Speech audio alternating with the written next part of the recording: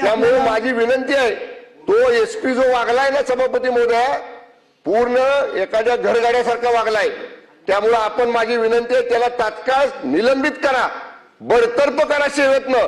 अशा पद्धतीनं मंत्र्यांवर आरेरावी करणाऱ्या, मंत्र्यांना जखमी करणाऱ्या त्या पोलीस दलाचा प्रमुख तुषार दोशी, एलसीबीचा इन्स्पेक्टर देवकर, एलसीबीचा असिस्टंट इन्स्पेक्टर गर्जे आणि त्यांच्याबरोबरचे 100 पोलीस यांच्यावर तात्काळ कारवाई करून त्याला निलंबित करा, एवढीच हात जोडून सभापती महोदय आपल्याला विनंती आहे.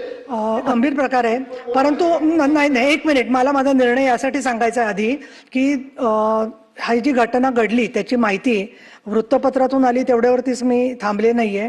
तर आपलंही म्हणणं मी ऐकून घेतलेलं आहे. हेमंत पाटलांनी सांगितलं, तुम्ही स्वतः प्रत्यक्षदर्शीच नव्हे तर तुम्ही स्वतः साक्षीदार आहात आणि माननीय उदय सामंत मंत्री महोदय दुसरे हजर आहेत, गणेश नाईक इथे उपस्थित आहेत.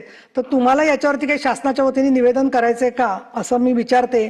पण निवेदन करायचं नसेल तर या ठिकाणी असणारी पदावरची व्यक्ती, म्हणजे मी उपसभापती आहे, तर मी आज आत्ताच्या आत्ता साताऱ्याचे पोलीस अधीक्षक आणि संबंधित ज्यांनी मतदारांना, देवकर आणि तुम्ही जे म्हणतात, हे पण या सभागृहामध्ये आमदार सांगतात ते खरं मानलं जातं, तर मंत्री सांगतायत म्हटल्यावर ते खरंच मानलं पाहिजे. हा आतापर्यंतचा प्रघात आहे. एक.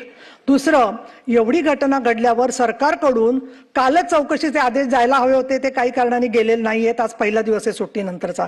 तर ताबडतोब साताऱ्याचे पोलीस अधीक्षक आणि संबंधित ज्यांनी लोकांना ढकलाढकली केली, जखमी केलेला आहे आणि महत्वाचं म्हणजे मतदानाच्या प्रक्रियेपासून वंचित ठेवलेलं आहे, त्यांचं सरकारने निलंबन करावं असे मी निर्देश देत आहे. आता याच्यानंतर बोला पुढे काय असेल. चला.